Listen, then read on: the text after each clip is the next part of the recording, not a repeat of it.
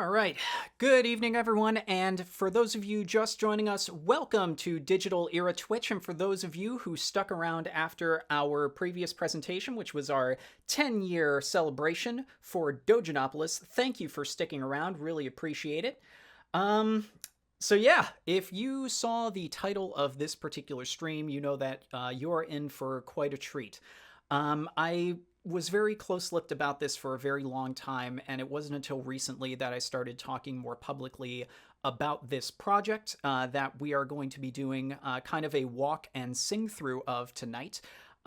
Before I say anything else about it, though, I'd like to share something that I've been waiting a very, very, very long time to share. This is something that I whipped up back when we were in the final months of trying to secure the music rights for the project, and quite literally, had we done that, we would have been able to make this announcement within days.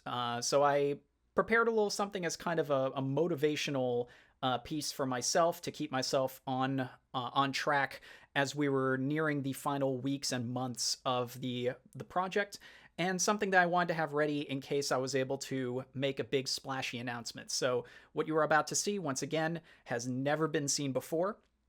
This has been sitting on my hard drive since 2015 at the earliest.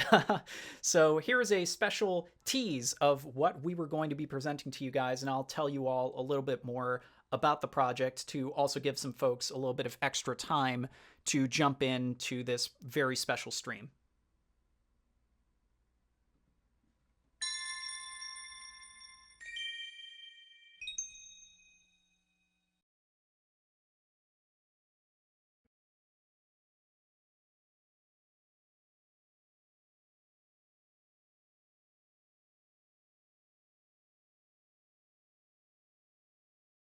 Geass という名の王の力は人を孤独にする。少しだけ違っていたかな、ルルーシュ。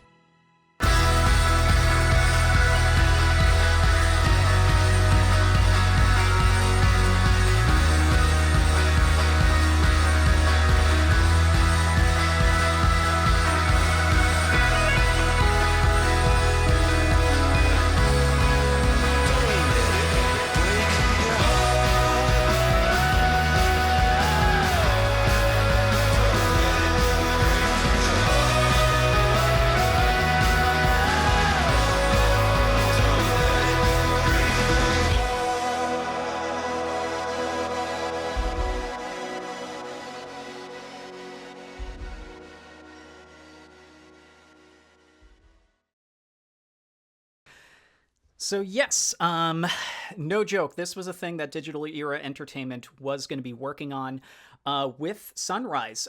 We had a contract with them for the story rights from about June 2015 until November 2016, when we had to regrettably put the project on the shelf permanently because we were unable to secure the music rights to do this show. Now, I can imagine the first thing you would think, because I know I certainly got this question all the time when working on it, well, couldn't you have just done the show with an original soundtrack?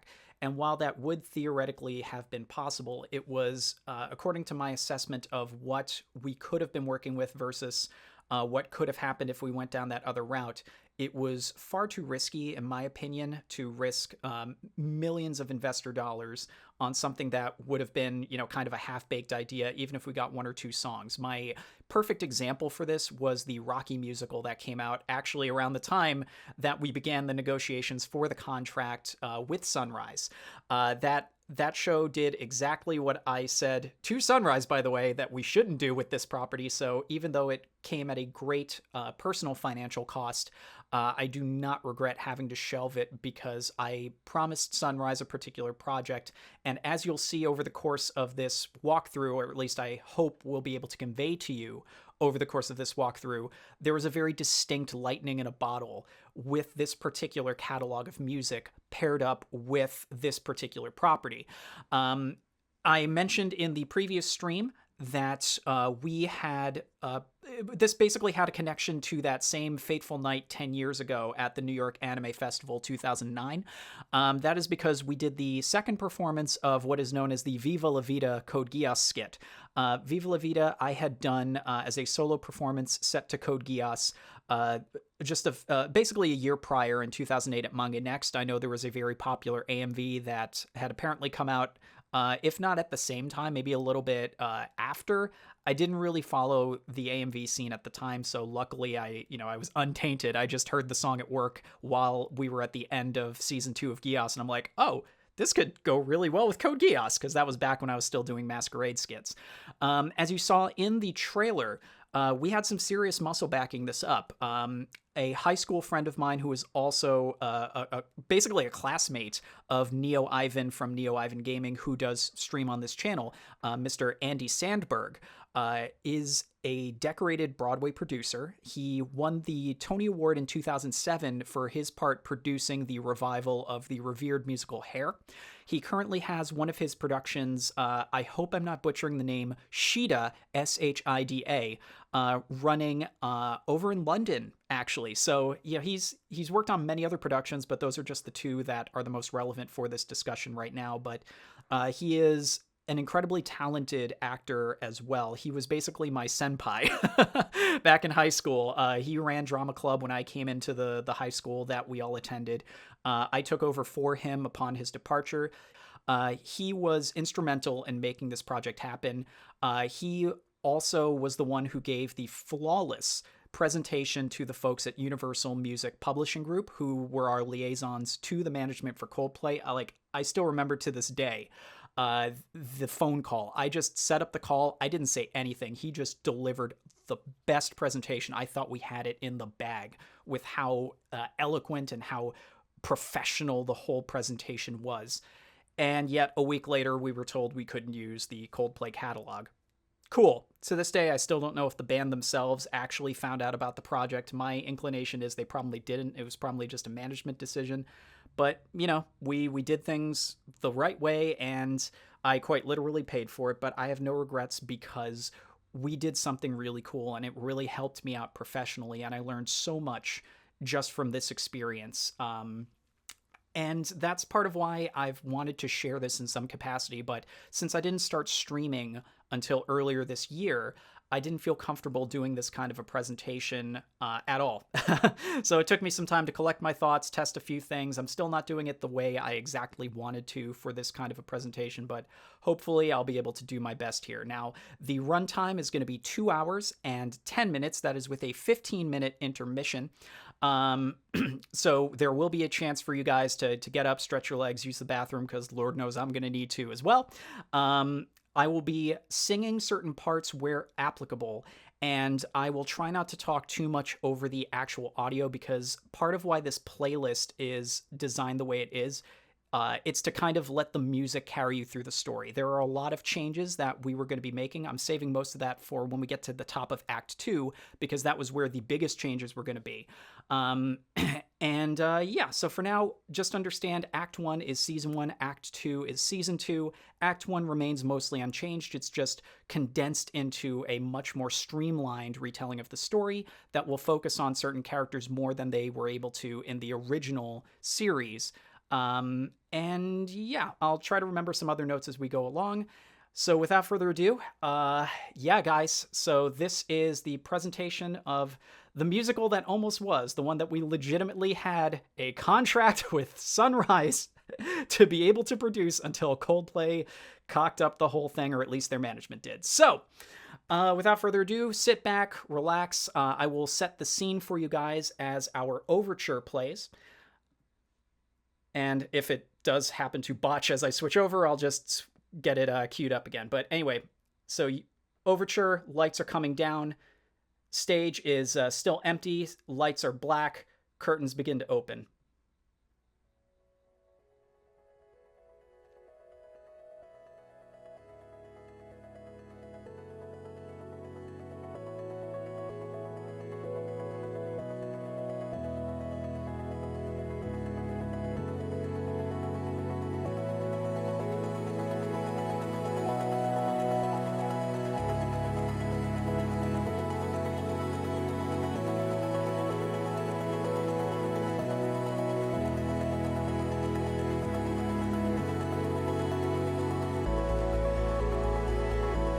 on the projection screens on the stage, we are treated to a brief rundown of the alternate history of the world of Code Geass. Stage is still empty, lights are black, the only lights are the lights from the actual projections giving us this information. We are also treated to a brief dialogue between C2 and Lelouch. It will come back later, so part of the dialogue that I want you to remember. C2 says, "They say that the power of King isolates people. But I wouldn't say that's quite right. Eh, Lelouch? I'd suppose you were right. Which? Even now you're bratty as ever. Well, if you're gonna prattle on for all eternity, tell me a story. What kind would you like to hear? I do know many. Tell me one with rebels and knights and witches. Then I'll tell you the greatest story that I know. The story of the last days of my life."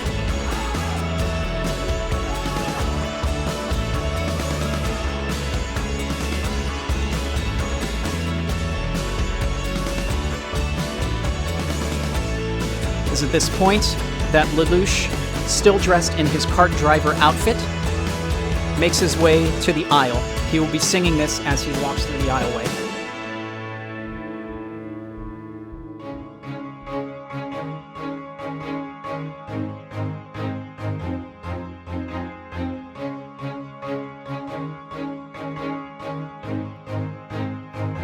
I used to rule the world. Seas would rise when I gave the word. Now in the morning I sleep alone. Sweep the streets I used to own.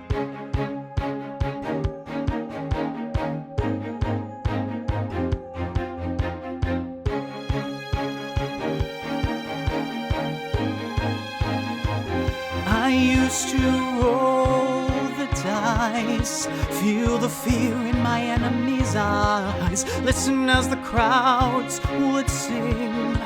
Now the old king is dead, long live the king. 1 minute I held the key, next the walls were closed on me, and I discovered that my castle stand upon pillars of salt and pillars of sand. I hear Jerusalem bells are ringing, Roman cavalry choirs are singing.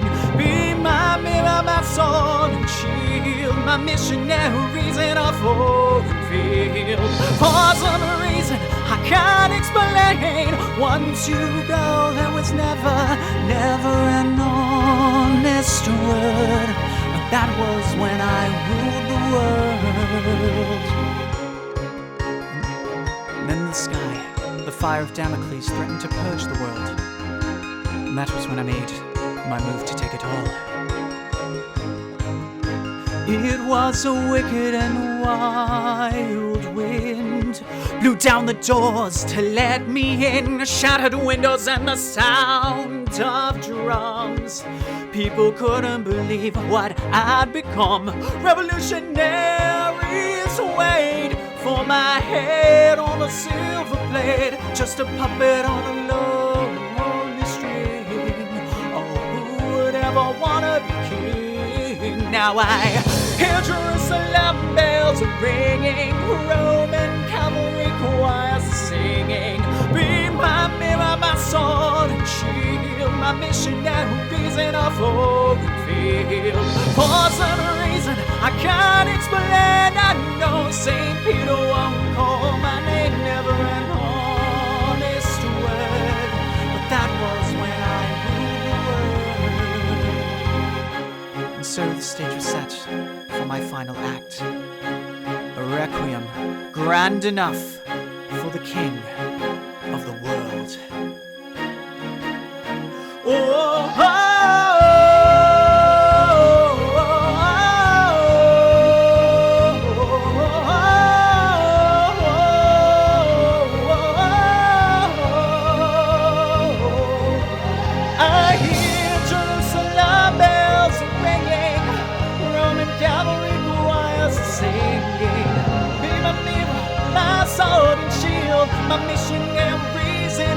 barren field. For some reason I can't explain, I know St. Peter won't call my name. Never an honest word, but that was when I ruled the world. A life lived in Technicolor will shine most brilliantly in a monochromatic world. And it wasn't until I lost my life that I truly realized the life that I'd been given. I suppose perhaps I should begin from the start, back when I was still a youth with rebellion in the air.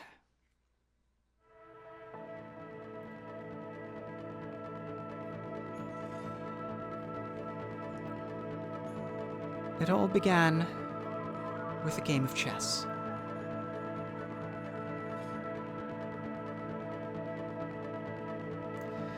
Okay, so to set the scene briefly, we are going to be seeing a side-by-side of Lelouch basically cutting school with rivals, juxtaposed alongside Callan, who is getting ready for the operation that we see at the beginning of the series, where what become the Black Knights try to capture the truck that C2 has. Now, there are a lot of things that we didn't really fully work out because we weren't going to deal with that until we were being paid to work on the script, but I'll get to that more at the top of Act 2. So again, that's the juxtaposition we have. I'll be singing the Lelouch part for this particular song.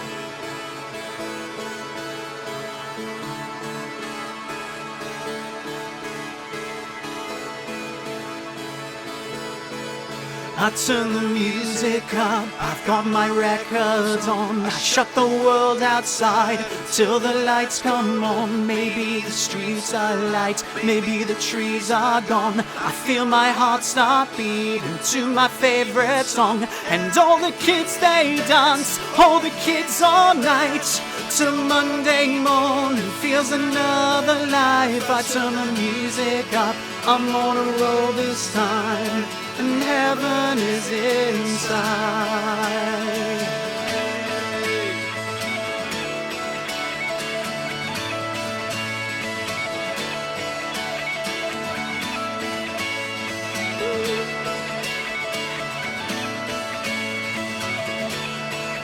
I turn the music up, I got my records on. From underneath the rug, I'll sing a random song. Don't wanna see another generation drop. I'd rather be a comma than a full stop. Maybe I'm in the black, maybe I'm on my knees, maybe I'm in the gap between the two trapezes, but my heart is beating and my pulses start cathedrals in my heart as we saw this light. I swear you emerge blinking into to tell me it's alright as we saw.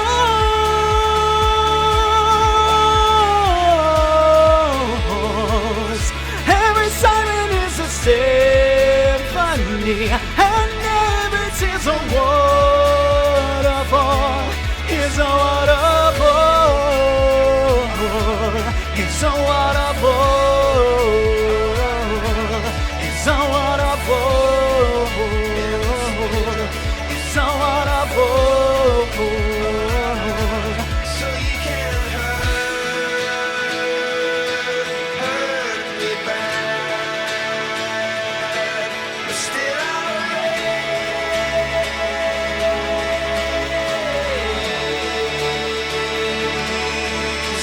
the flag.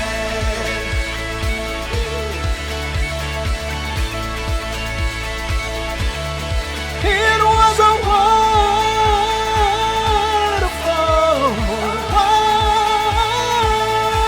waterfall.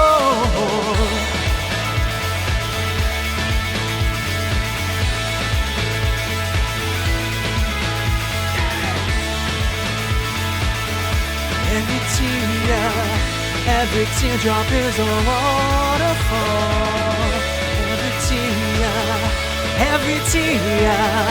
Every teardrop is a waterfall.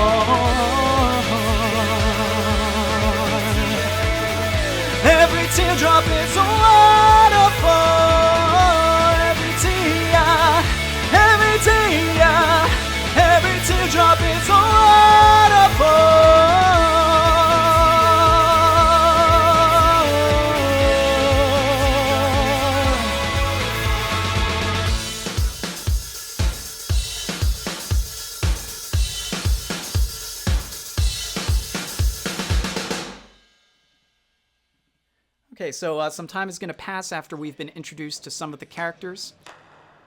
This next song is a solo by Nunnally, juxtaposed with the first actions of Lelouch as he becomes Zero. So we begin with the assassination of Clovis, and because of the screens, we can have certain things playing out like portraits, still silhouettes, or having things playing out in pantomime.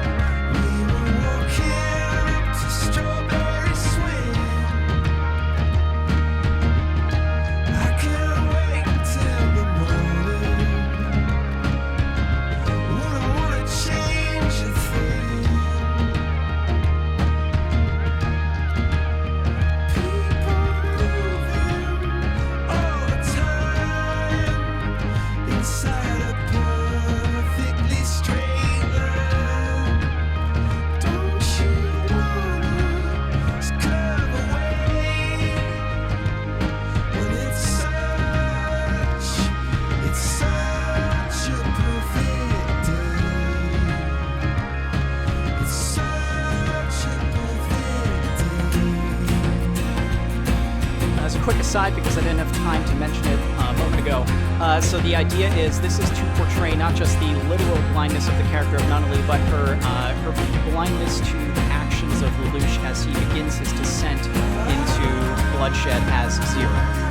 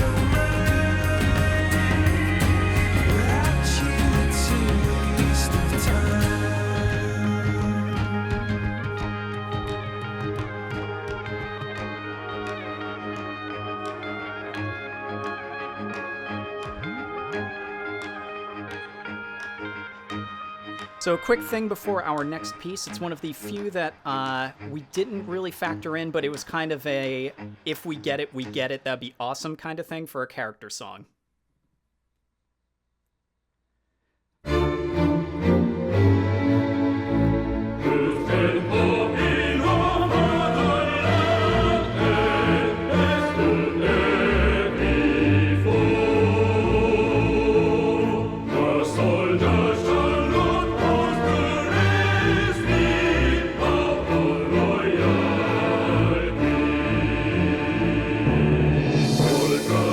Traditions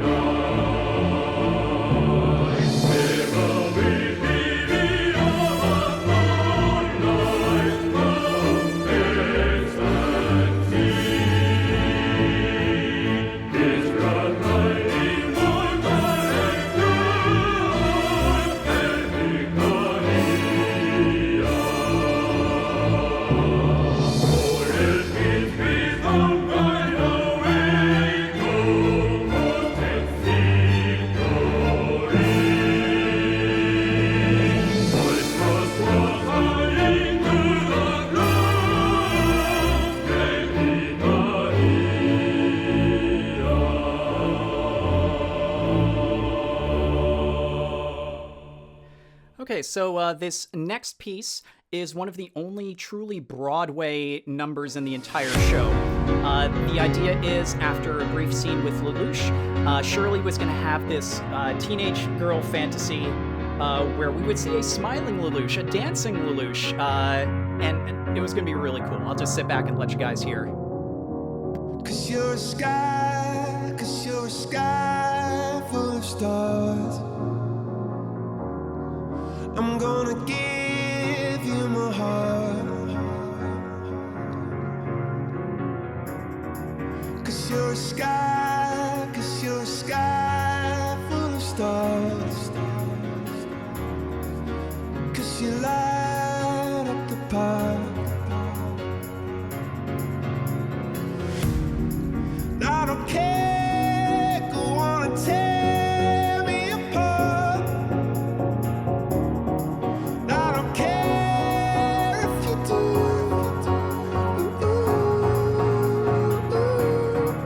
'Cause in the sky full of stars, I think I saw you.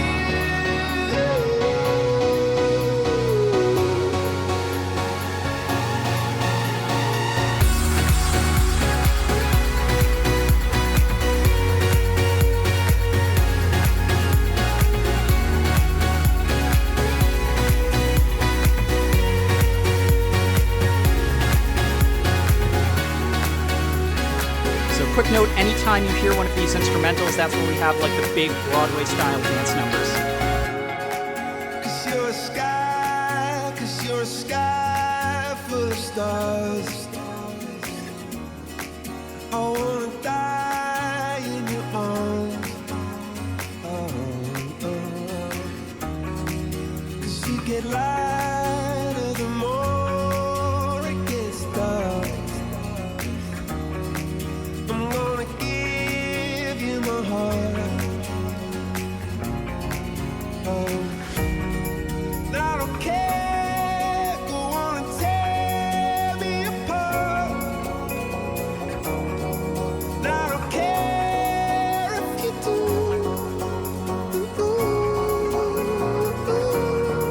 'Cause in the sky full of stars, I think I see you.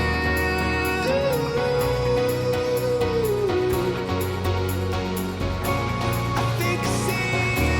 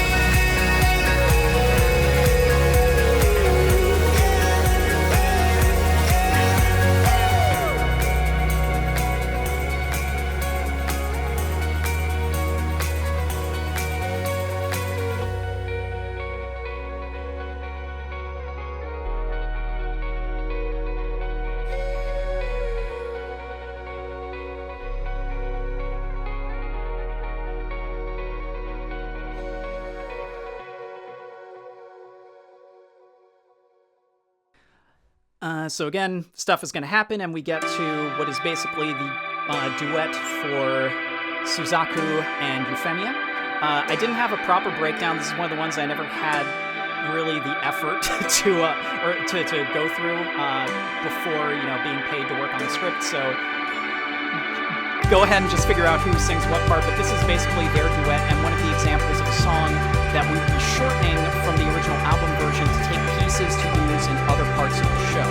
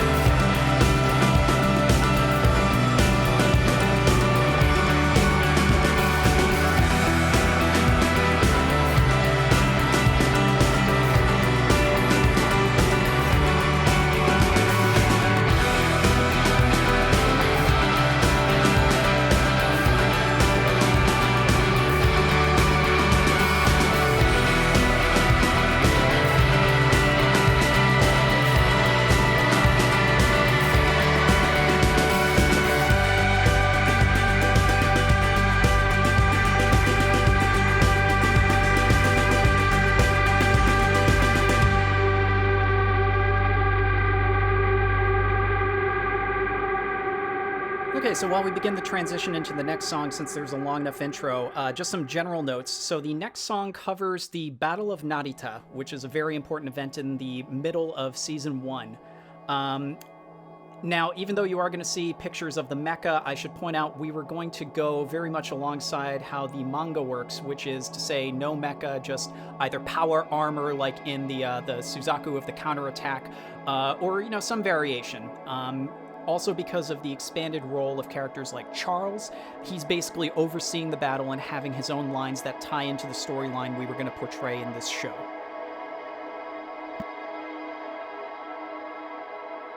Was a long and dark December.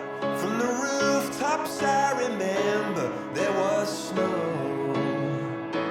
white snow.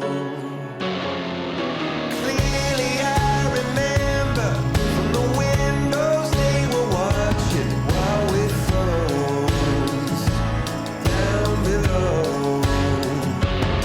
When the future's architecture by a carnival of idiots on show, you better lie low.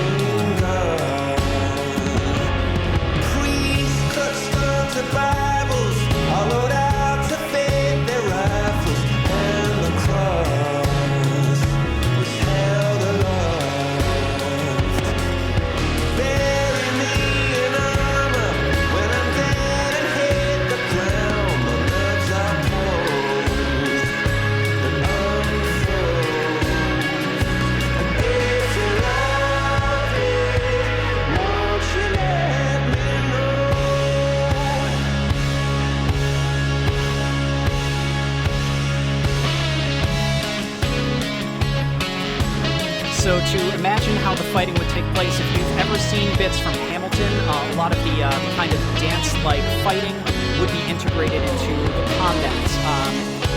I'll talk more about the compositions that we could use when we get to Act 2, but again, this should give you an idea of, kind of the vibe we're going for musically.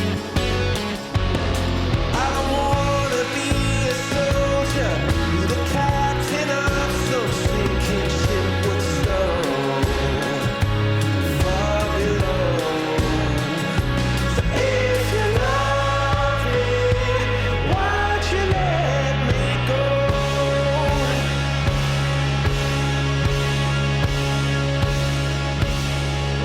I took my love down to Violet Hill. There we sat in snow.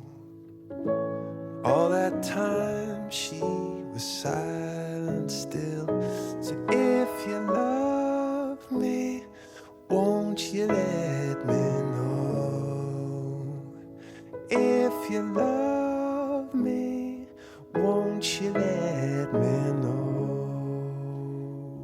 So this next song is from the cave scene that shortly follows the Battle of Narita. I couldn't find an image that matches the frame that I had in mind when picking this song for this particular moment.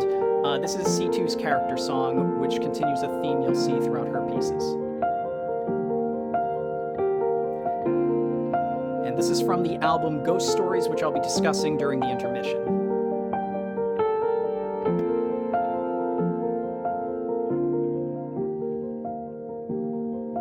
Flock of birds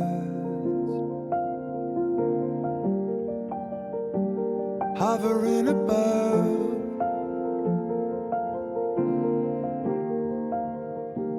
just a flock of birds. It's how you think of love, and I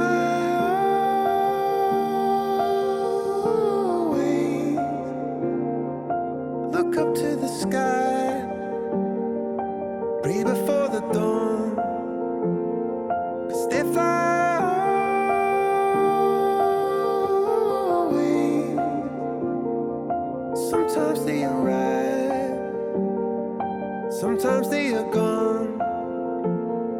They fly on. Throughout the piece, on the backgrounds, we see flashbacks to her youth and her getting her immortality. Flock of birds hovering above,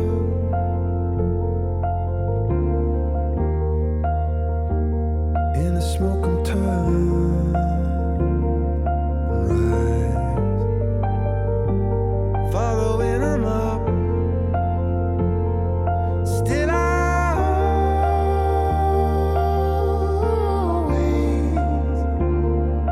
look up to the sky, breathe before the dawn.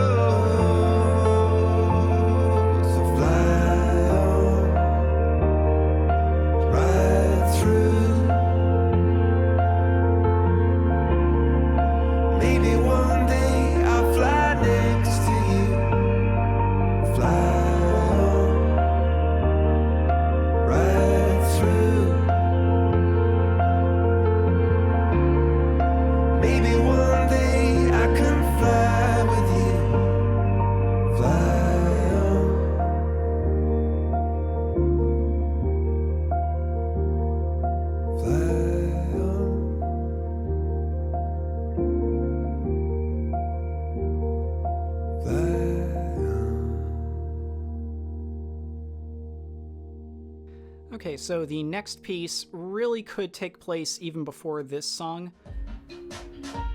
because this is also simultaneously with the Battle of Narita as well as its aftermath. And the focus was going to be Shirley, Nunnally, and Euphemia, who are the ones who are removed from the whole situation, not just physically, but also emotionally and narratively.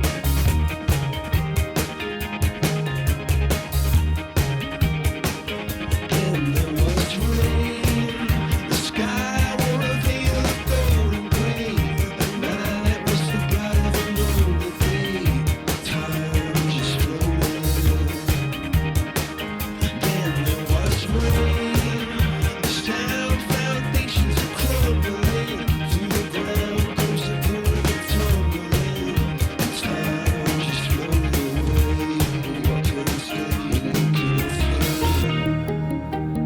So the idea here, Shirley is waiting for Lelouch for, an attempt at a date, so she's oblivious to everything.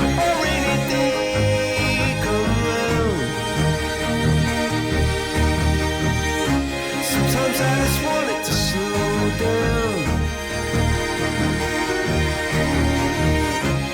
We're separated now,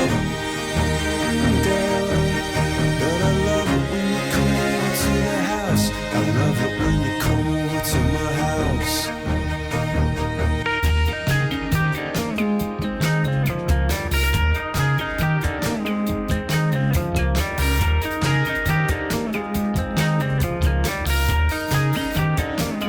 Then there was rain.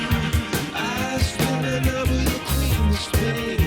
Not only will I have a broken game, times were vicious.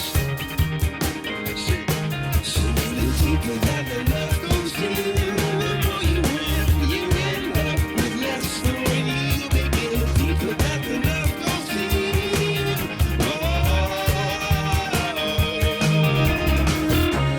A rainy day come round. Sometimes I just want it to slow down. We're separated now, but I love it when you come over to the house. I love it when you come over to my house.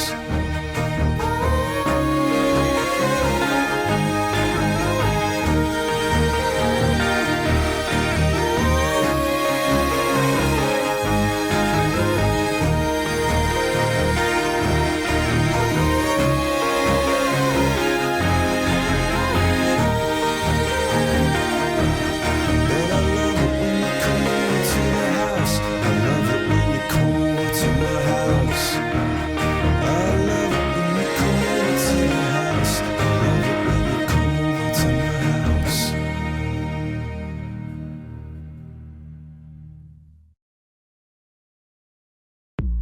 Okay, so this next one is one that could have technically also gone into Act 2. I just put it here basically to balance out Act 1. The idea is at some point we get the Black Knights down and out.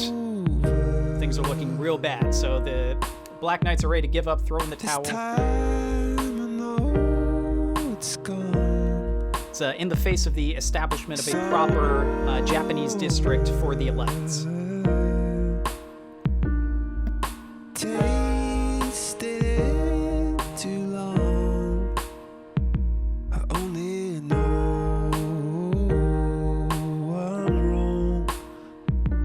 Now I know it's gone. Up in flames.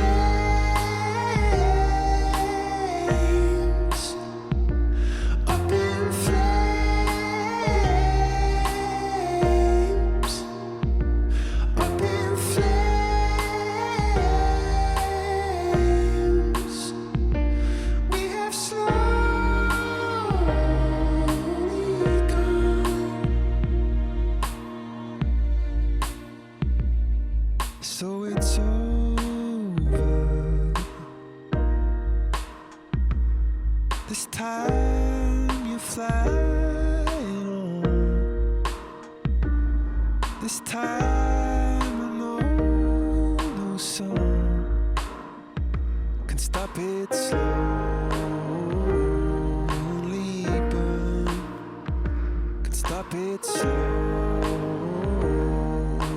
gone. Up in flames,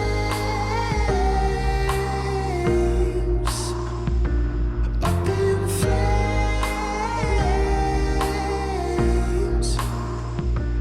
up in flames.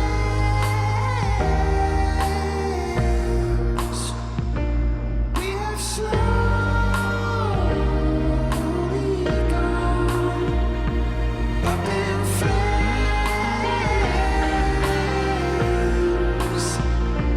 up in flames,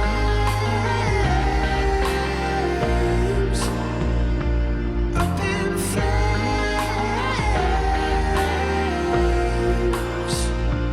We have slowly gone.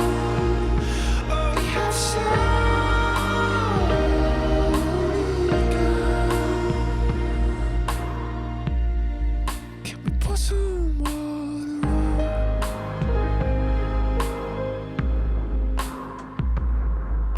Okay, so as we transition into our next piece, which is a duet between Lelouch and Euphemia, it was originally slated for an interpretation of the island scene where she finds out his identity. It was one of those things we were going to have to move around for the narrative and to streamline things.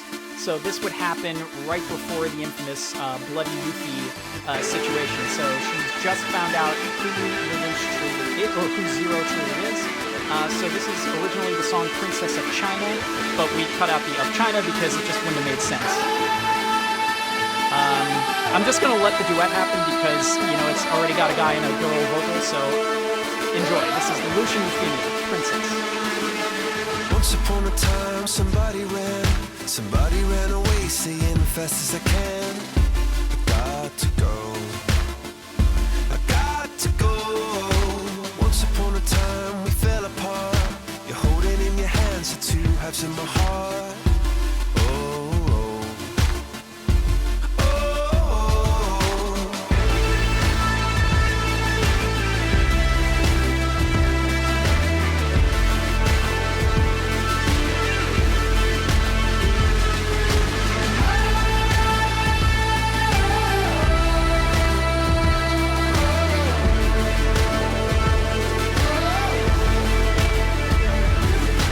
Once upon a time, we burned bright. Now all we ever seem to do is fight. On and on. And on and on and on. Once upon a time on the same side. Once upon a time on the same side in the same game. Now why'd you have to go? Have to go with the water on my face. Could have been a princess to be a king. Could have had a castle, want a ring. No, you let me go. I could have been a princess to be a king. Could have had a castle, want a ring. But no, you let me go.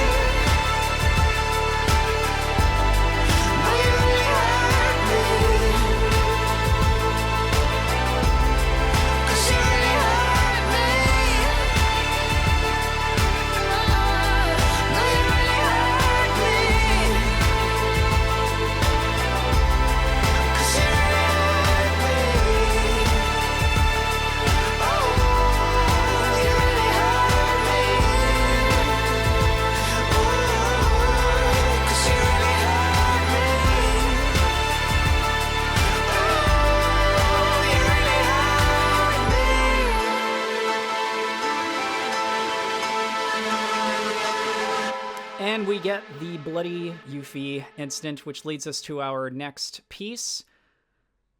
Which, it's her death suite.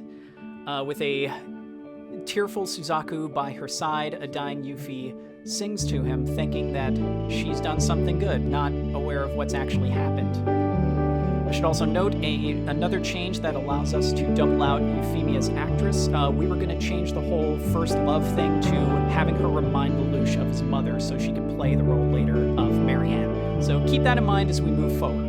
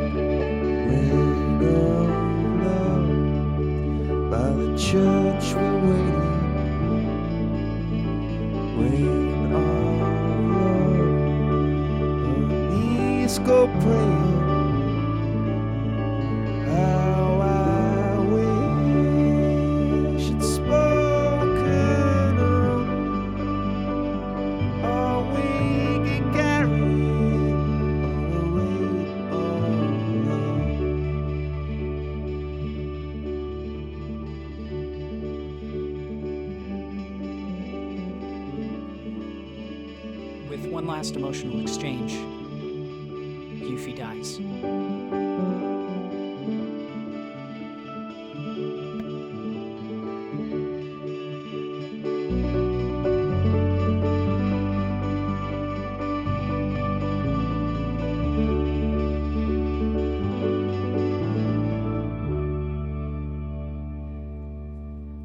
As Suzaku expresses his grief, it is juxtaposed with Zero's declaration of the United States of Japan, as we begin the Black Rebellion in full. However, we still linger on Suzaku, who is now mourning over the dead body of Euphemia.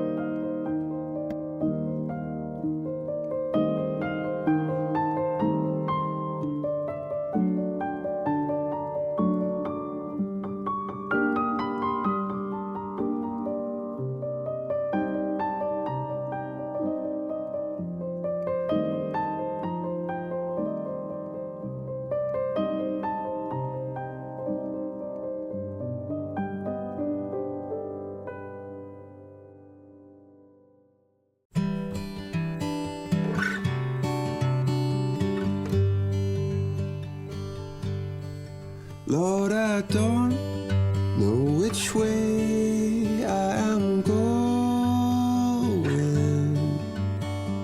which way the river gonna flow. It just seems that upstream I keep rolling, still got such a long way.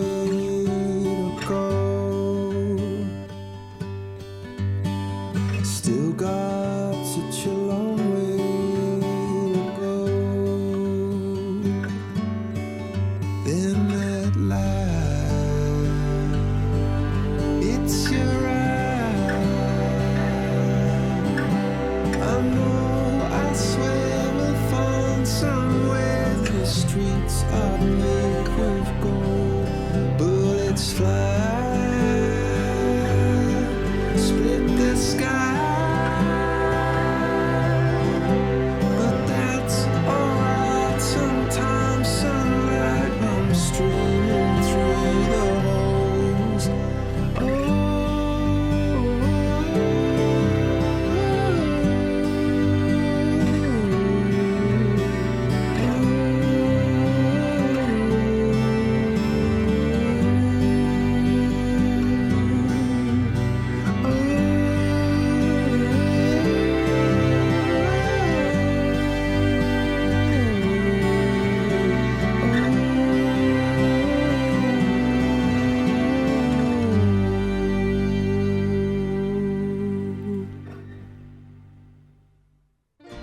so this is it, the Act 1 finale. A lot goes on here because this is the Battle of Tokyo, the Black Rebellion.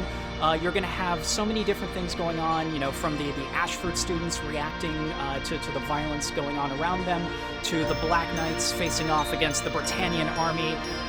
We won't be covering what happens at the end of the narrative because, as you'll see, we leave on a deliberate high note at the end of Act 1. I will be singing the zero part, just so you can get an idea, because I do add a few lyrics for the show.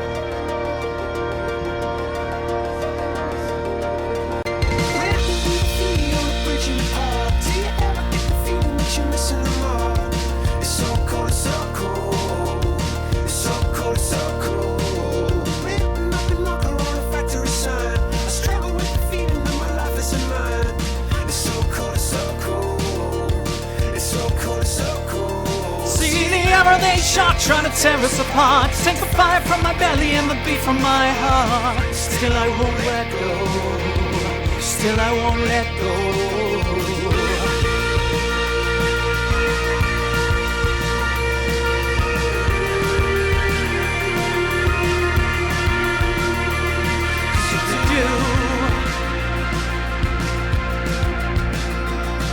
Oh, you use your heart as a weapon, and it hurts like heaven.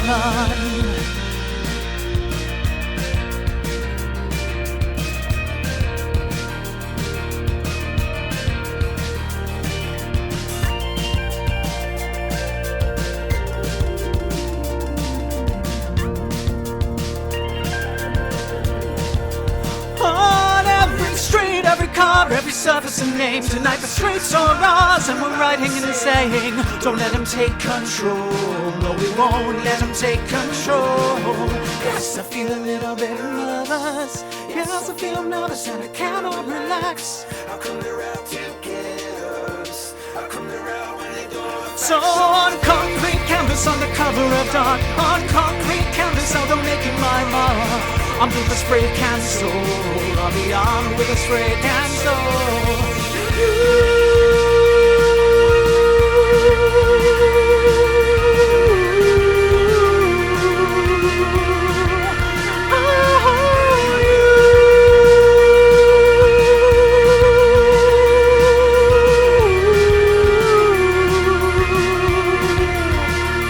Yes, you use your heart as a weapon, and it hurts like heaven. No, I don't want to battle from beginning to end. I don't want to follow death and all of his friends.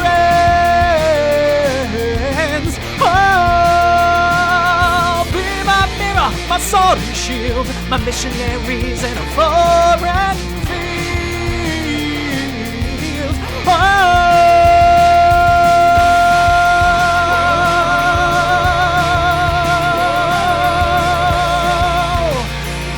it's true when you use your heart as a weapon, and it hurts like heaven.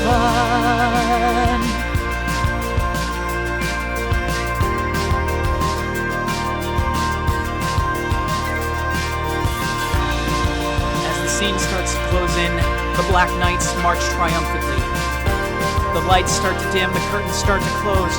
Right before they do, Zero is handed a phone,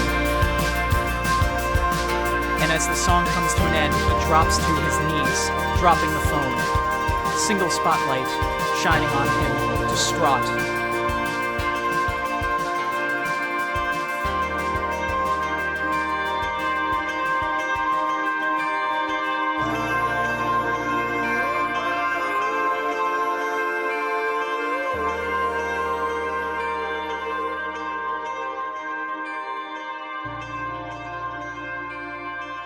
And then, cut to black, curtains completely close, and Act 1 comes to an end.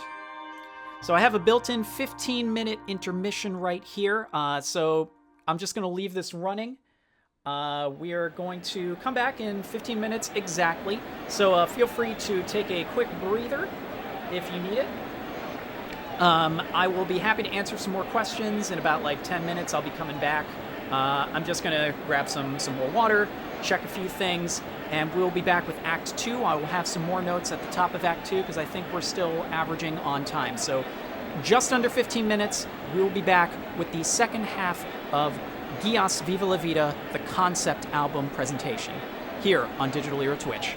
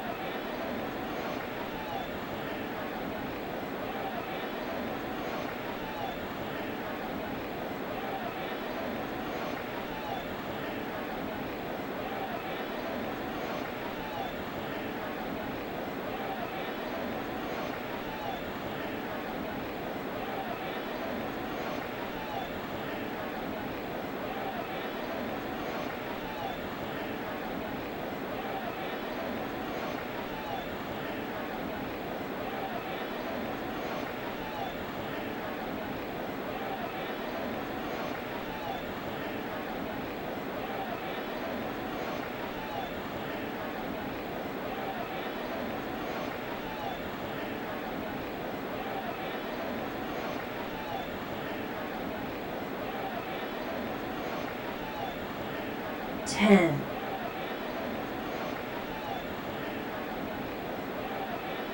10, 9,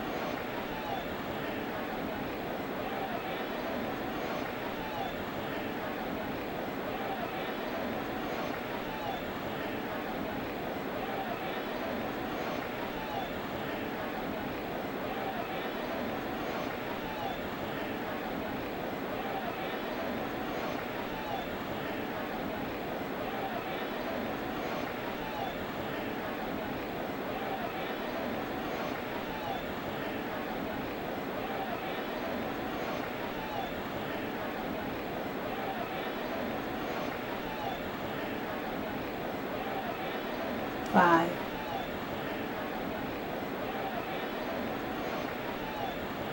5,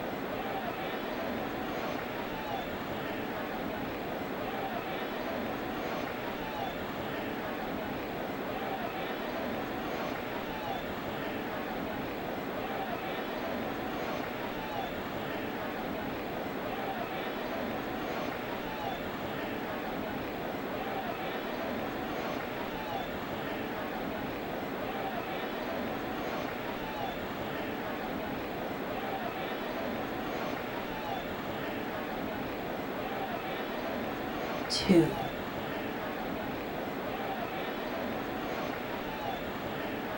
2,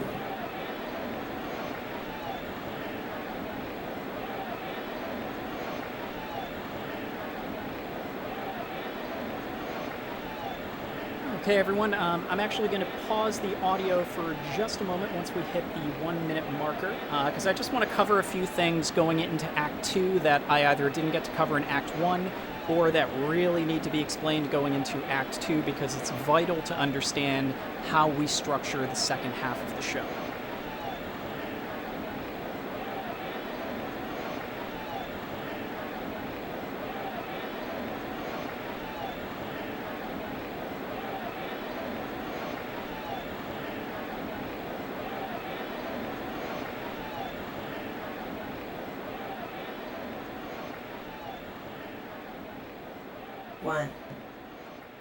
Okay, so I'm just going to talk at you guys for a little bit, then we will resume Act 2 of Geass Viva la Vida, the concept presentation here on Digital Era Twitch. If you are just joining us, welcome, welcome. I am your host for tonight, Mario Bueno, the founder of Digital Era Entertainment. I was going to be one of the producers on the show, as well as one of the book writers, and ideally part of the company as well.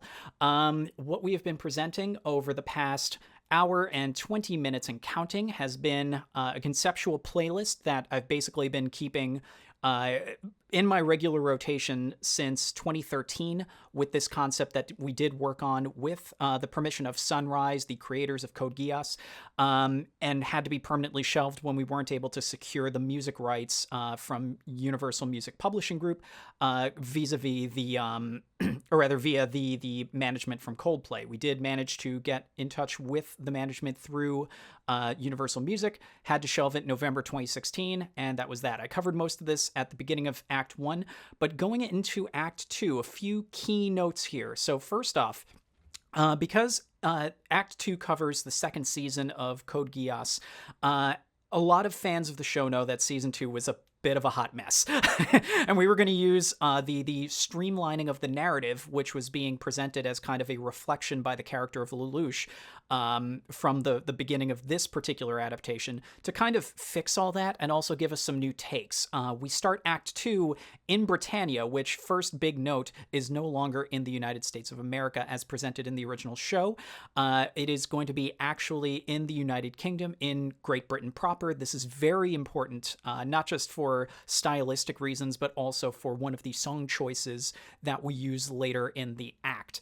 Also, we were going to take a page out of the Akito the Exiled playbook. I even asked whether or not we could just straight up source from it, but we would have to go through a different permission tree, so I probably would have fudged something so that we could still keep the whole concept of what they introduced there with the Julius Kingsley character, i.e. brainwashed Lelouch working for Britannia, but just rework it so that it fit the narrative of what is basically the second season of Code Geass. So we start with Lelouch in Britannia under the control of the Britannians, and then eventually breaking free of that to reignite the Black Rebellion with the Black Knights. A lot of characters were going to be left to the wayside for this act, most notably the character of Rollo, who was a controversial character from the beginning, but in our particular production would have served no purpose. So one of his critical character moments is actually going to be reassigned to Suzaku. I knew this would be a controversial decision, but because we're taking a very theatrical approach, this is,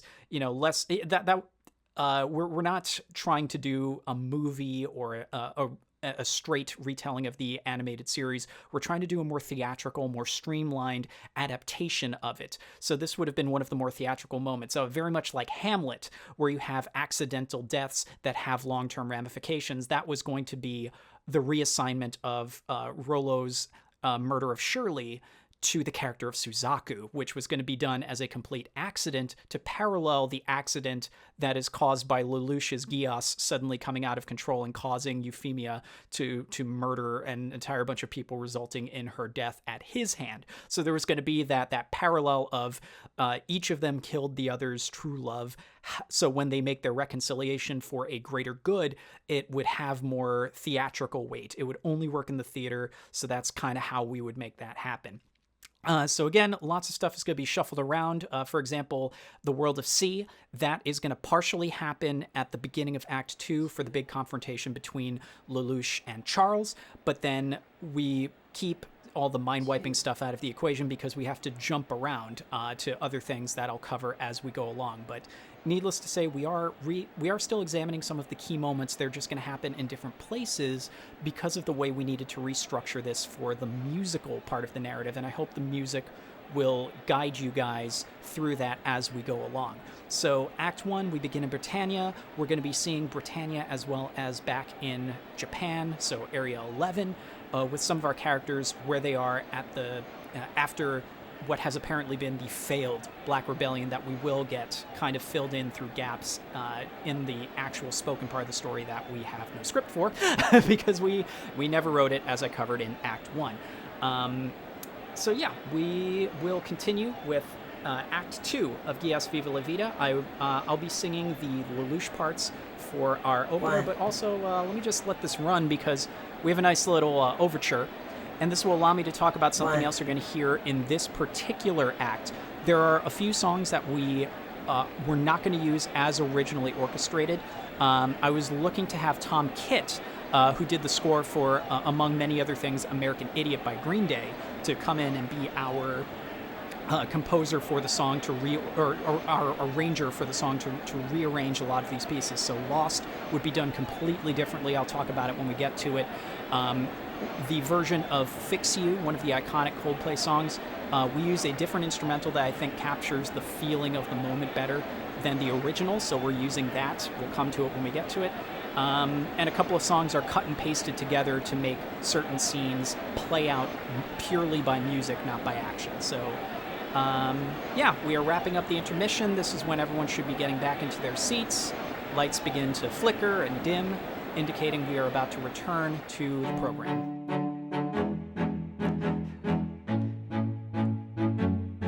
Nice little string medley of Viva la Vida would be our overture for Act 2.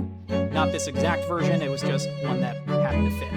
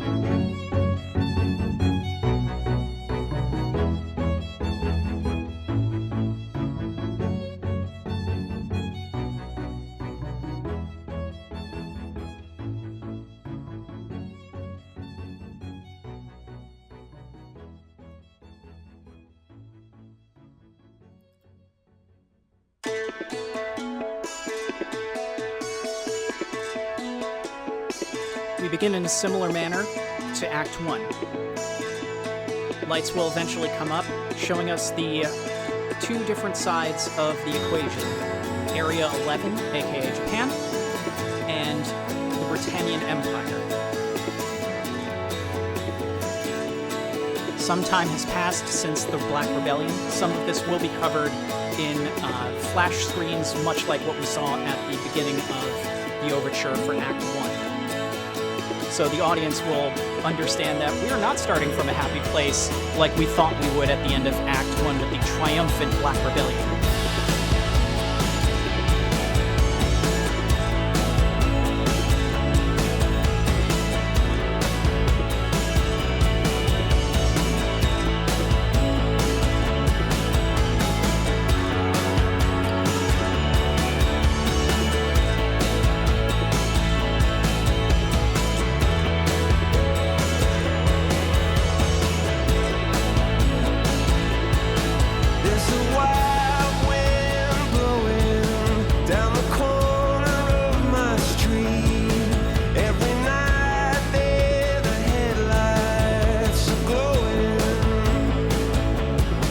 There's a cold war coming on the radio, I heard.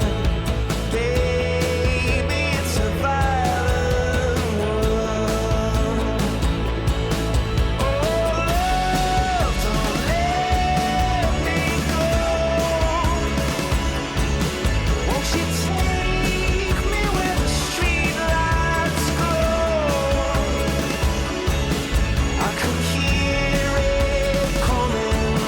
I could hear the siren sound. Now my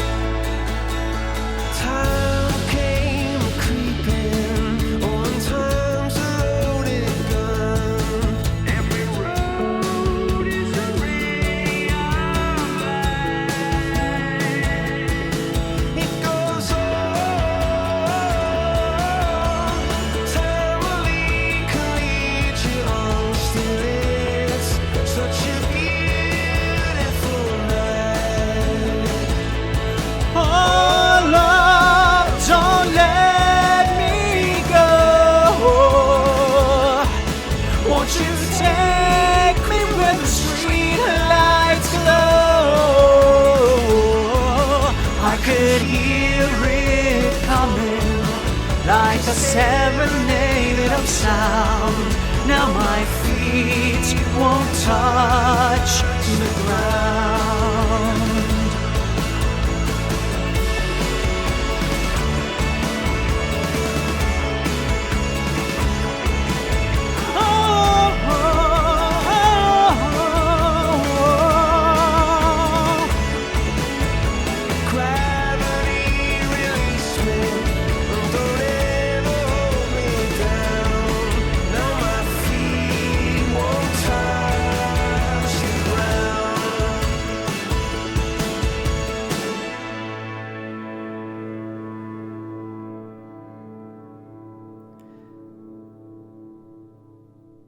Okay, so not sure how the setup would be for this confrontation, but the key difference is, unlike the version portrayed here, if you're familiar with two cellos and they're more pizzicato presentations of songs, that's how this would be done. I'm losing doesn't mean I'm lost. Doesn't mean I'll stop. Doesn't mean I would cross. So it would have a more intense feel to it with a more sped up version. With a lot of, chest puffing and getting in each other's faces. Doesn't mean I didn't get what I deserve. No better and no worse. I just got lost. Every river that I have tried to cross. Every door I ever tried was locked. Just waiting till the shine wears off. You might be a big fish in a little pond. Doesn't mean you won, 'cause along may come a bigger one. And you'll be lost. Every river that you try to cross. Every gun you ever held went off. Oh, and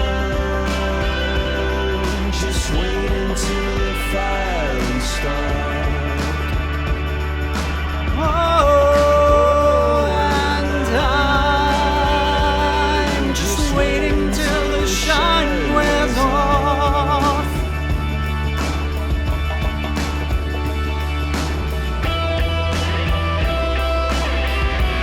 So yeah, it's very frustrating because for this scene, having it sped up would have really been a little bit more indicative of the intensity of this showdown, because this is a very important moment in the narrative, and I really wanted it to have that intensity. Oh, and I'm just waiting till the shine wears off. Oh, and I'm just waiting till the shine wears off.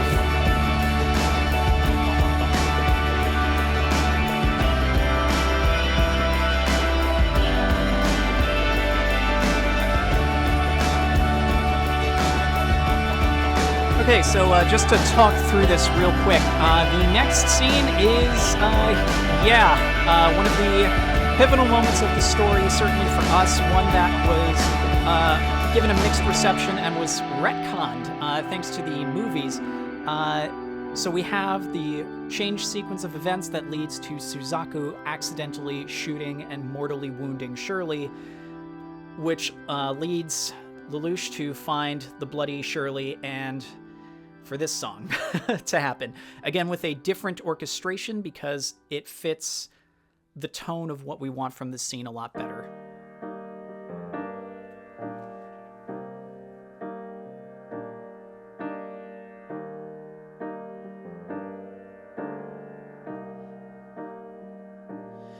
When you try your best but you don't succeed. When you get what you want but not what you need. When you feel so tired but you can't sleep. Stuck in reverse.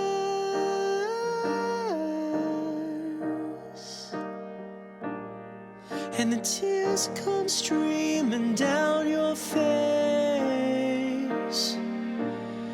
When you lose something you can't replace.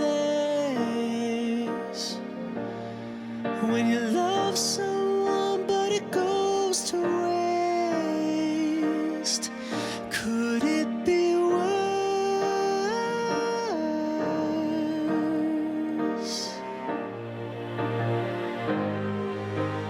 Lights will guide you home and ignite your bones, and I will try to fix you.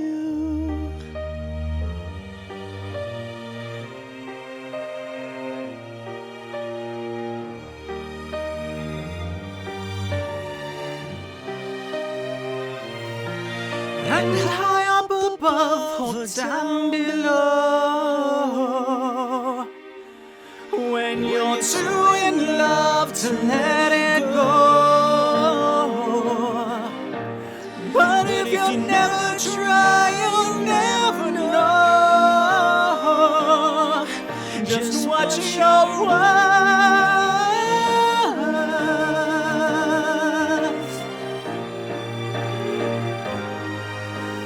Lights will guide you home and ignite your bones, and I will try to fix you. Shirley dies in Lucia's arms. An altar raises downstage center. The company, dressed in black, surrounds the altar. A mournful Suzaku faces away, tears in his eyes, distraught over what he has accidentally done. Lelouch carries Shirley and places her on the altar. Tears stream down your face. When you lose something you cannot replace. Tears stream down your face. And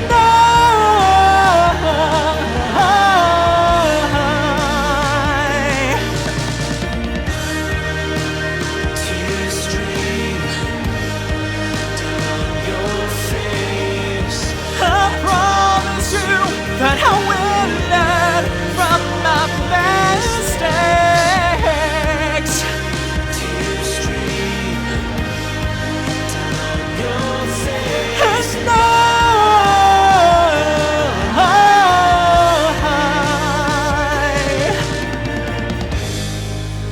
And lights will guide you home and ignite your bones, and I will try to fix you.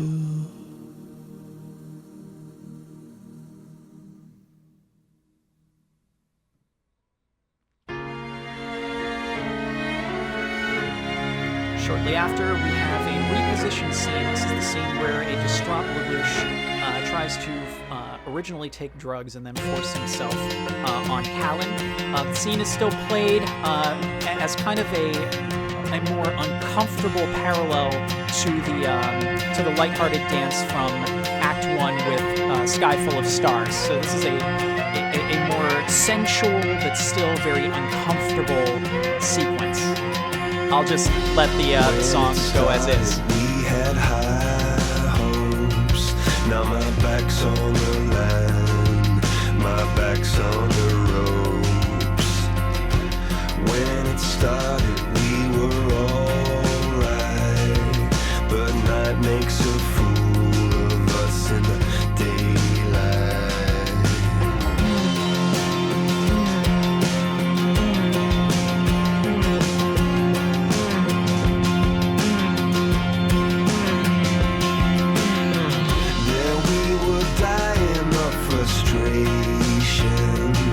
Saying, Lord, lead me not into temptation. But it's not easy when she turns you on. Since they're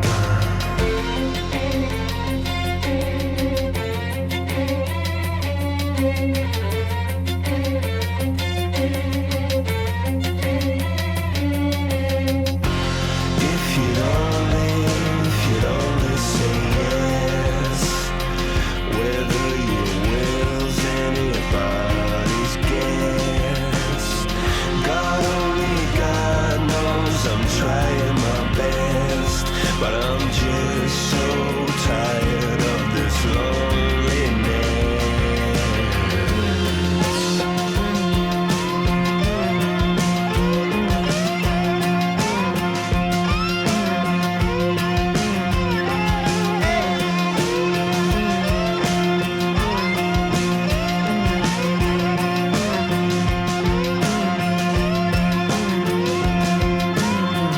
So up they pick me by the big toe.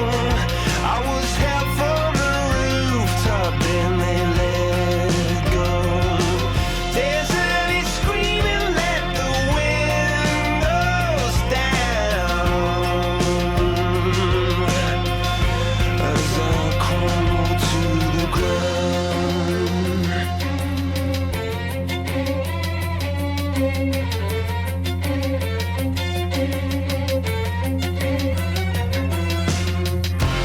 If you'd only say yes, whether your will's anybody's guess.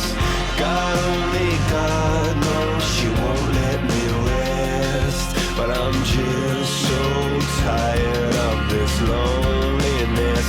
I've become so tired of this loneliness.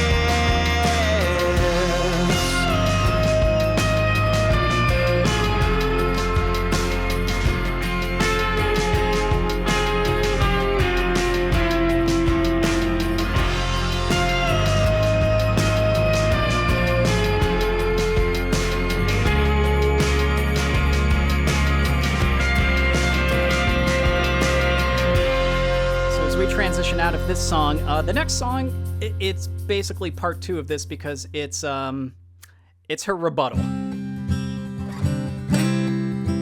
Needless to say, Callan is very disappointed in Lelouch, and this has really impacted her deeply. Let me go, boys, let me go. Push my boat from the highest cliff to the sea below. Rocks are waiting, boys, if rocks are waiting. Swoop down from the sky and catch me like a bird of prey. Now my feet won't touch the ground. Now my head won't stop.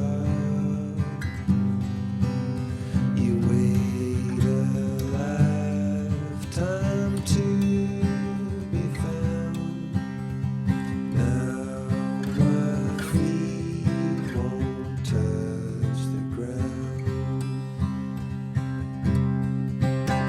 So yeah, you can see the "Now My Feet Won't Touch the Ground" motif coming back for Callan. There's a reason why she got that refrain elsewhere, because she really can't believe where she is in this situation. She has a chance for something she would like because of her admiration of Zero, but is just bewildered because of this turn of events, but still trying to deal with that.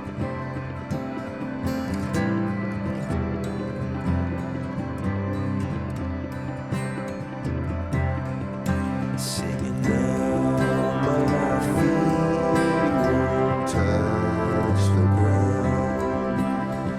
Now my head won't stop. You wait a lifetime to be found. Now my feet won't touch the ground. Now my feet won't touch the ground. Okay, so this is the rearrangement that we talked about before. Those who are dead are not dead, they're just living in my head. So this is the World of C, and we've also consolidated Anya's Geass into C2 for the purposes of streamlining the narrative. So pay attention to this particular motif as we transition into the B part of this mashup that we do. Time is so short, and I'm sure there must be something more.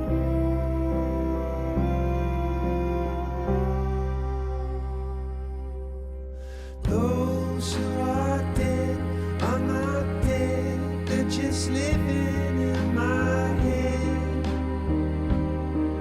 Oh,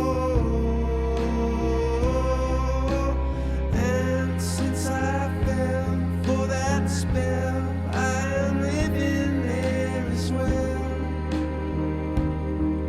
Oh, time is so short, and I'm sure there must be something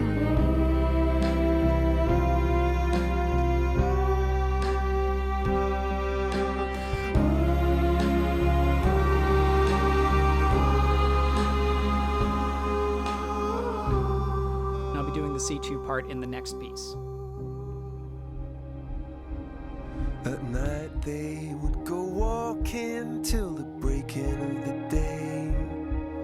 The morning is for sleeping. This is a flashback to Charles and Marianne's arc, so we'll see that play out Through the as they dark sing. streets they go searching to see God in their own way.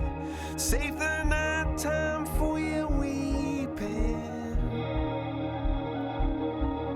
You're weeping, singing la la la la la. Those who are dead are not dead. Over London Lane. They're just living in my To head. the river where Victoria goes spray. For their curses to be broken. We go underneath the arches where the witches are in the sea. There are ghost towns in the ocean. The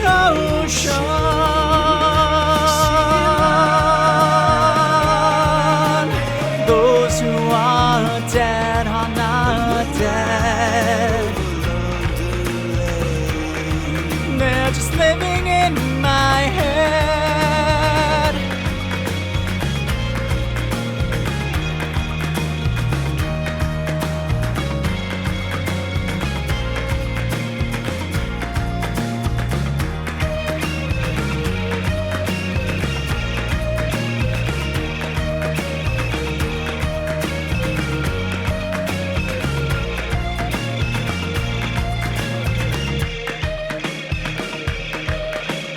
God is in the houses, and God is in my head.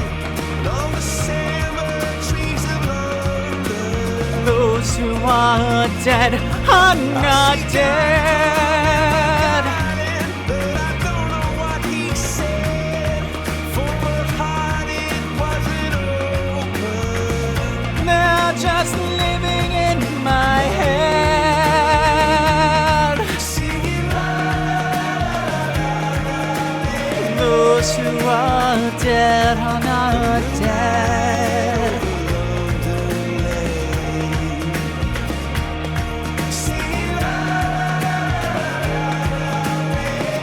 They're just living in my head.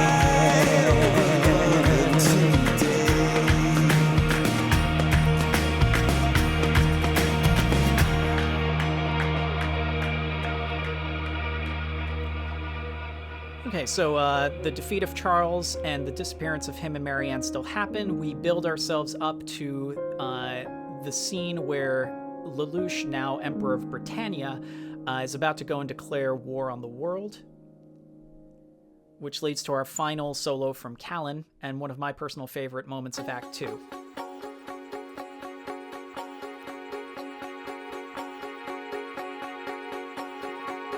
For a second I was in control. I had it once, I lost it though. And all along the fire below would rise. And I wish you could have let me know what's really going on below. I've lost you now, you let me go. But one last time, tell me you love me. If you don't, then lie. Oh, lie to me.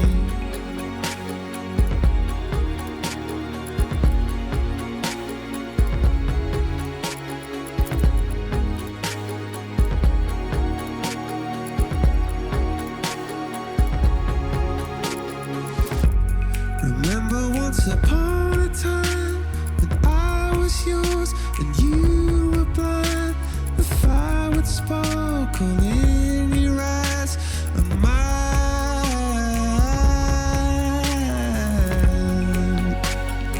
So tell me you love me.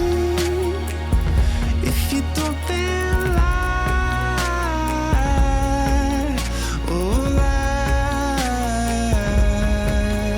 to me. Just tell me you love me. If you don't, then lie. Oh, lie to me.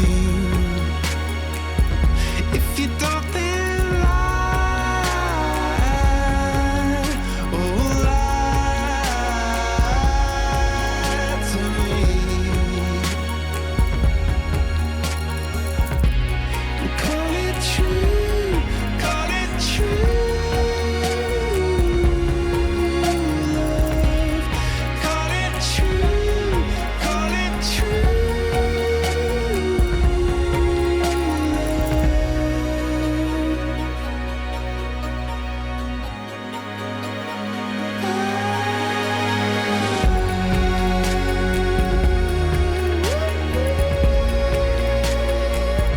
With backs facing each other, Lelouch ascends the stairs to the cabinet room and makes his declaration.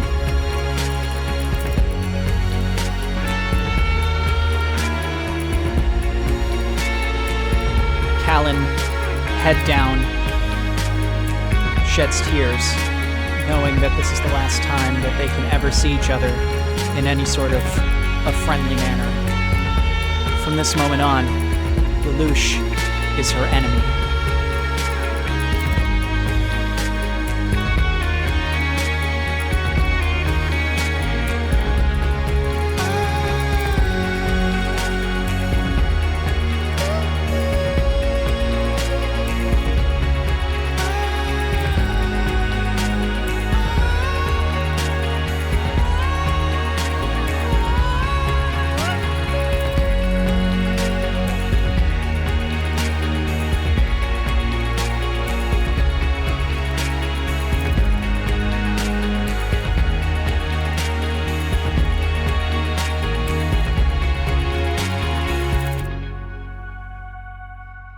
Okay, so we jump ahead again to what is basically the Battle of Damocles.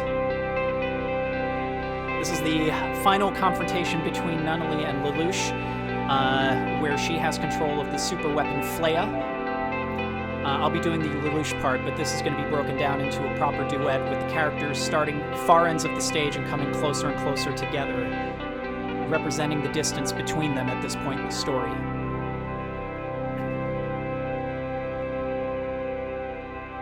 Oh, morning come bursting the clouds, amen.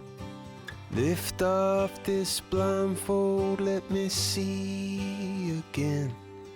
And bring back the water, let your ships roll in. In my heart she left a hole. The tightrope that I'm walking just sways and ties. The devil as he's talking with those angels' eyes. And I just wanna be there when the lightning strikes and the saints go marching in. And sing slow it down through chaos as it swirls. It's us against the world.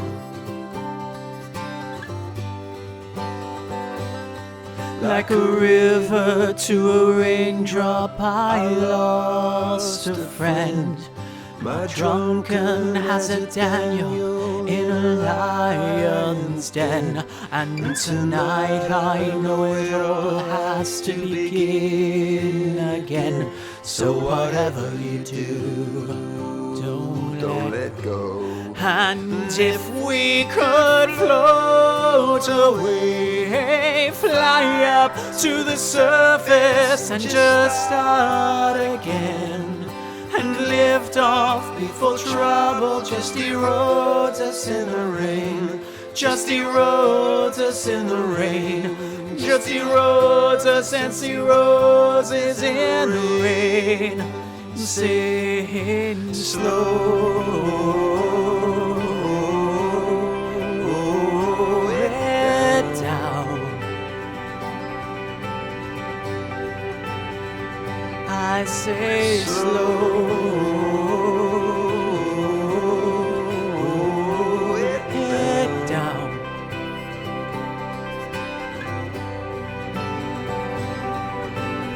With much reluctance, Lelouch uses the Geass on Nunnally to take control of the super weapon. She struggles, but cannot resist, falling out of her chair, crawling pitifully as Lelouch, back turned, eyes closed and tears running down his face, knowing what he has still yet to do, tries to walk away. Through chaos as it swirls, it's us against the world. Through chaos as it swirls, it's us against the world. So this next scene takes place basically side to side. This is a dialogue basically between two very popular characters, Lloyd and Cecile. I know Carl Custer, who is going to be the co-book writer, is a big fan of the character of Lloyd, so I'm sure we would have done something with these two through the narrative. This is their big moment because this was a last-minute addition. I'll be singing the Cecile part, because we have scientists. How can we not use this Coldplay song? Come up to meet you, tell you I'm sorry. You don't know how lovely you are. I had to find you, tell you I need you, tell you I set you apart. Tell me your secrets and ask me your questions. Now let's go back to the start.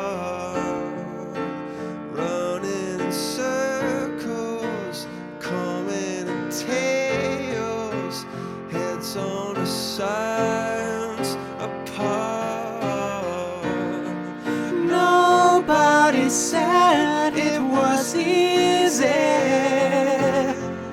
It's such a shame for us to part. Nobody said it was easy. No one ever said it would be this hard. Oh, take me back to the start.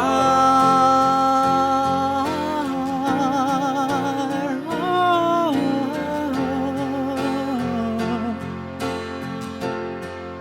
And just to give you a visual, this is the prison scene, but imagine them back to back, separated by a wall in between. So singing, basically tilting their heads towards the direction of the other, with spotlights facing on just them to frame them up. I was just guessing at numbers and figures, pulling your puzzles apart. Questions of science, science and progress do not speak as loud as my heart.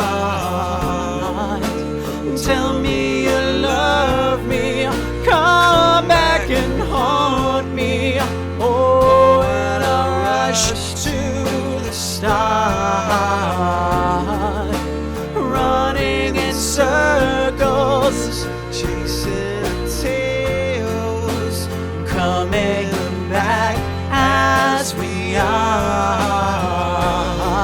Nobody said it was easy. Oh, it's such a shame for us to part. Nobody said it was easy. No one ever said it would be so hard. I'm going back to the start.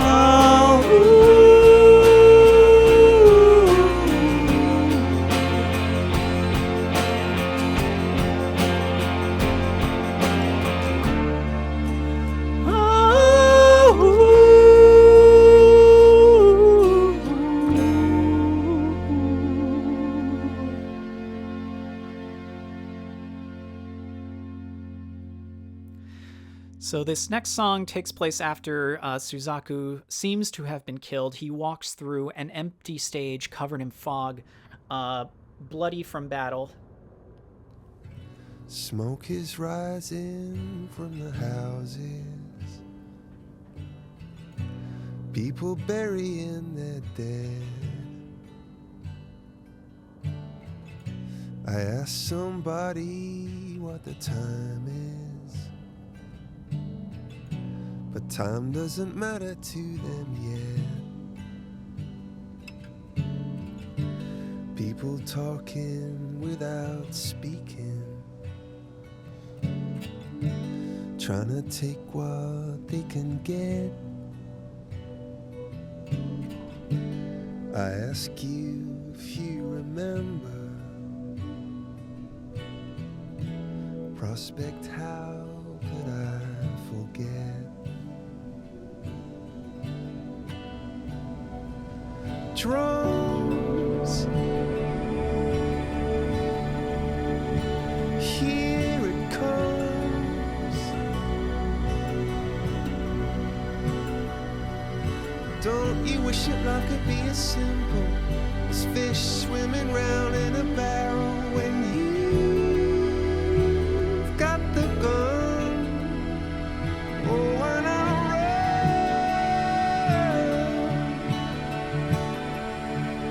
run, here it comes.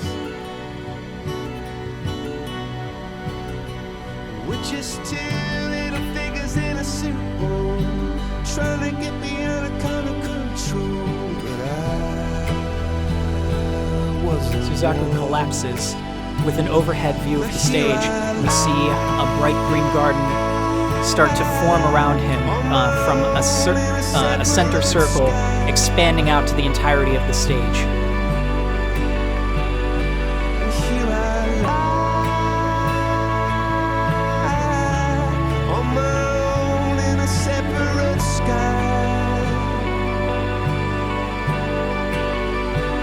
I don't wanna die on my own here tonight. But here I lie on my own in a separate sky.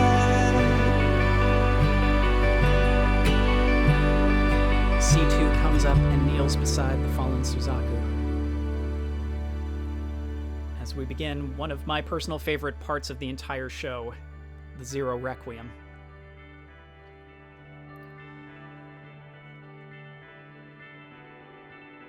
Suzaku is lowered into the stage so he can make his quick change into Zero for his appearance during this particular sequence. This one's going to be a very layered and detailed one, so I'm going to do my best to try and describe the visual that I always had in my head for this particular sequence, but again, we start with C2. To give you an idea, pretty much the entire company will be assembling all over the theater, so we have this great cacophony once we get to the next part. Winter, we got carried away over on the rooftops. Let's get married. All summer, we just hurried. So come over, just be patient and don't worry. So come over, just be patient and don't worry.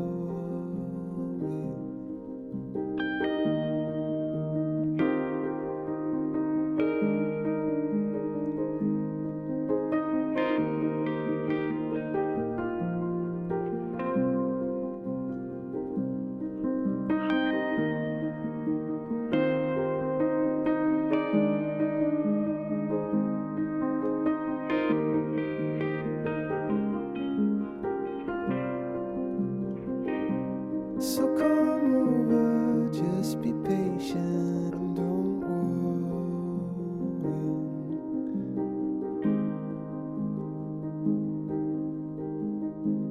And don't worry. The lights come up. It is a scene of a majestic parade. We see the Black Knights in captivity, Nunnally in captivity, at the base of a giant throne atop which Lelouch sits. The throne is brought from upstage. Moving towards the center, it is a majestic scene. However, we know that there is turmoil in the rafters. Rebels all around. We are given news briefs just to illustrate that this is the tyrant Lelouch making his big victory parade. We see scenes of the different characters preparing to strike. They are ready to rebel against Lelouch.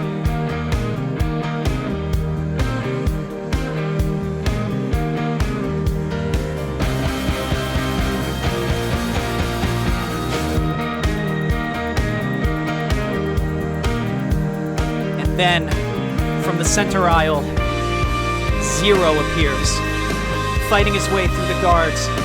He makes his way towards the stage. He makes his way up, fighting through all of the different characters. Jeremiah is the last to stand, but Jeremiah, with a knowing glance, makes way. We are about to achieve Zero Requiem. No, I don't want to battle from beginning to end. I don't want to cycle and recycle revenge. I don't want to follow death and all of its friends. No, I don't want to battle from beginning to end. I don't want to cycle or recycle revenge. I don't want to follow death and all of its friends. No, I don't want to battle from beginning to end. I don't want to cycle or recycle revenge. I don't want to follow death and all of its friends.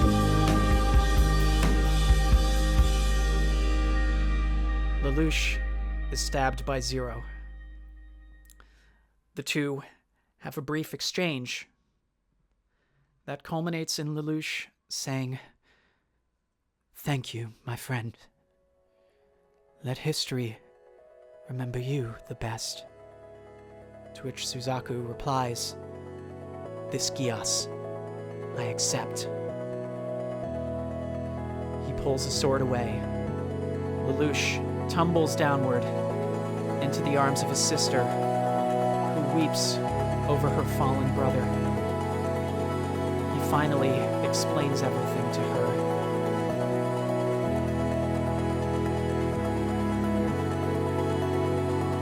Punctuated with these words, "That as the night fades from my life, I ask you to remember that though I destroy worlds, I create worlds."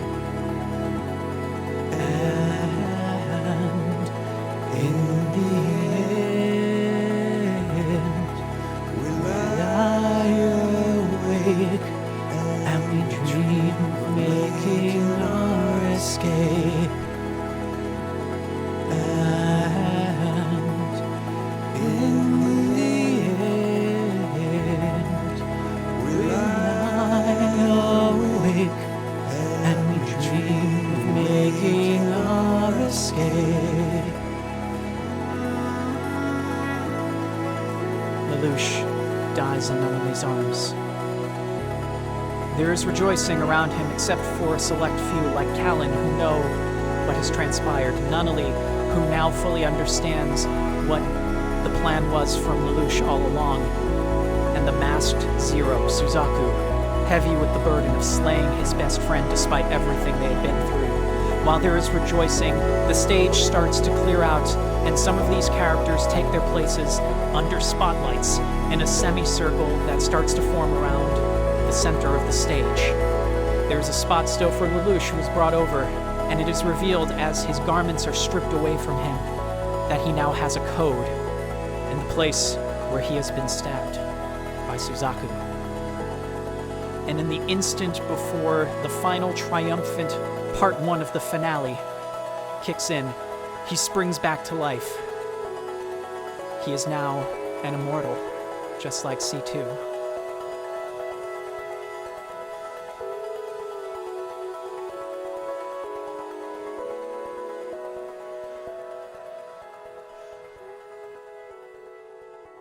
I'll be jumping between parts for this particular part of the finale, starting with Lelouch and then jumping to Suzaku effect. So we now have all of our main players standing in spotlights with certain characters waiting to be shown in the back. This is our finale.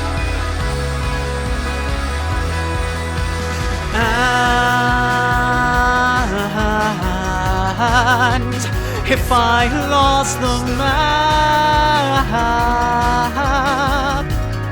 and if I lost it all, I fell into the trap. Menchiko, when you're tired of racing and you found you never left the start. Come on, baby, don't let it break your heart. No,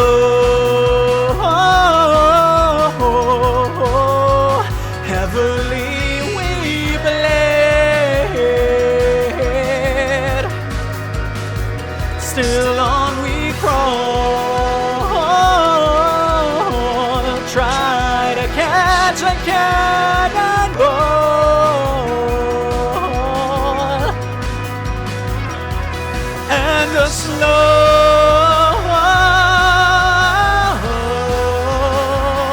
burning tide.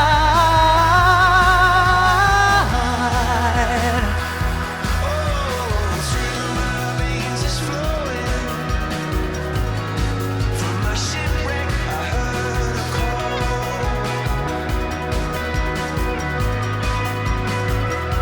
And she said, When you're tired of aiming your arrows, still you never hit the mark.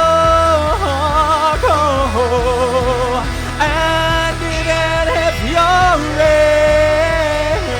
aims are shadows, still we're never gonna part. Oh, come on, baby, don't let it break your heart. Don't let it break your heart. Don't let it break your heart. A life lived in Technicolor will shine most brilliantly in a monochromatic world. So go, and as brilliantly as you can, bring color into the world, and live the life that you've been given. Viva la Vida. don't let it break your heart. The stage begins to empty, except for C2 and Lelouch. C2 has changed into the outfit that she started the show with,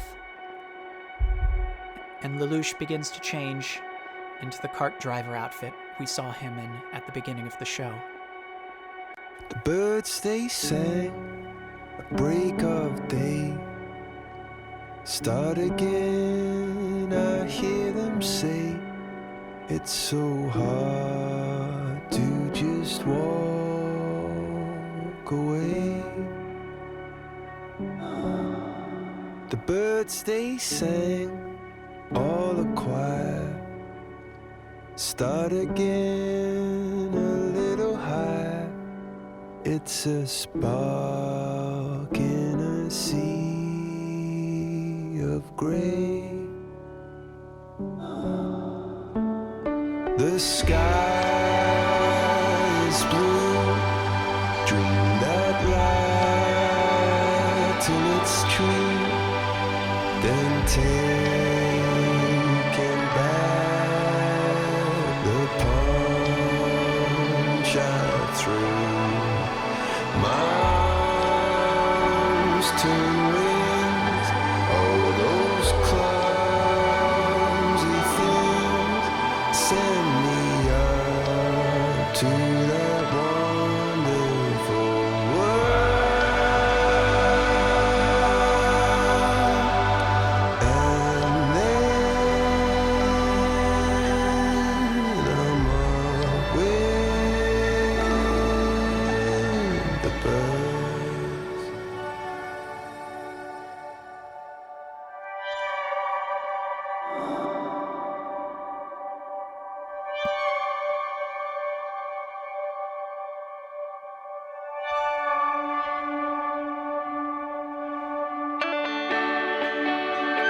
A horse-drawn cart comes to the top of the stage, so upstage.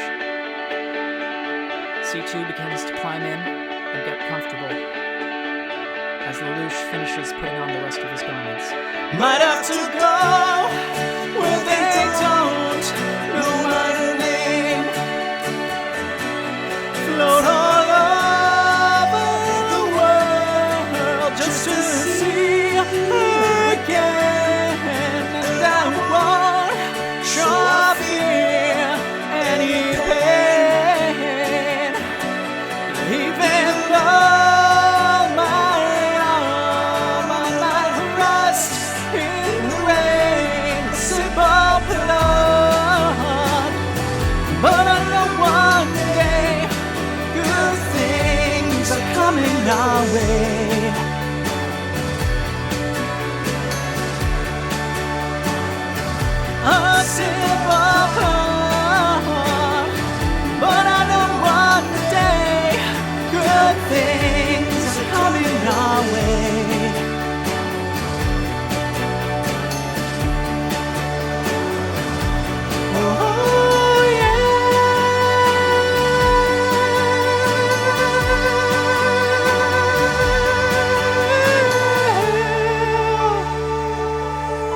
say that the power of the king isolates people.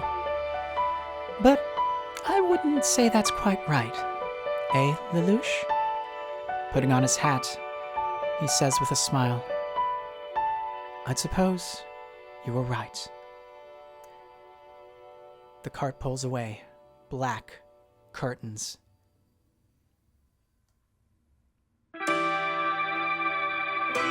And there you go. This is basically our montage for the bows. I don't have a mix of Viva la Vida that would basically cap it off. There would also be little motifs for some of the characters from throughout the show, as per your usual Broadway bow outro. So I'd like to thank everybody who did tune in tonight. This was honestly kind of nerve-wracking. Even though I wasn't on stage performing this live, it still had that same weight because of how much I've talked about this over the last 6 years. There's still so much more I wanted to talk about, so much more I'd still be happy to talk about. But for now, let's just enjoy this moment. So 10 years after the stage performance, which is pictured on the lower left-hand corner, to think that I can say from that performance I got pretty darn close to making this a reality, something that would have been pretty much unthinkable, but nonetheless, while it is sad that we didn't get to actually do the show, it's still very meaningful, very, very passion-filled to me, and yeah. So this is the kind of stuff you can expect from Digital Era Entertainment. We do all sorts of evergreen projects, as our Dojanopolis recap with the special bonus AMV from Neo Ivan Gaming should show, and something like this was designed to be evergreen. The fact that Sunrise did bring back the property basically at the same time we had to shelve this particular project. I had no idea they were working on the Lelouch of the Resurrection project, and I'll be completely honest, I kind of like to think that maybe this project helped inspire them to keep the Geass brand alive.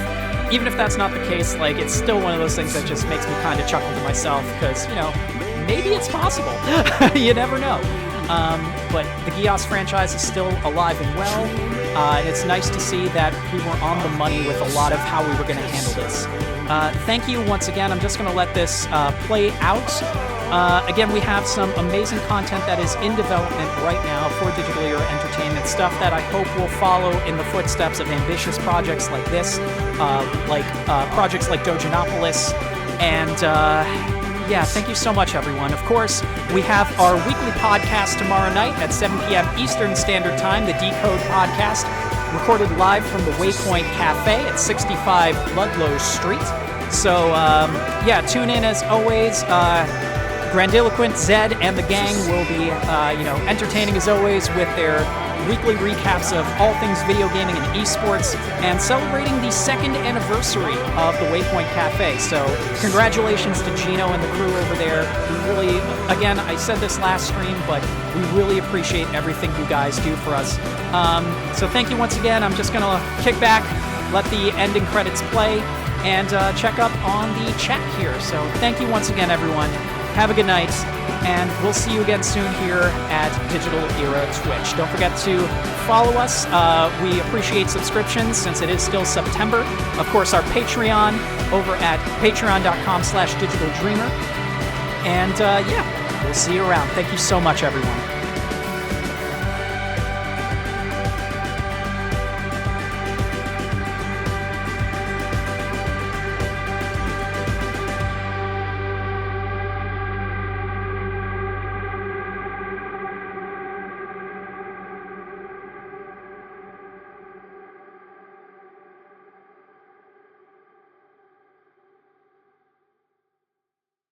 Please remember to like, share, and subscribe, and follow us across social media for updates.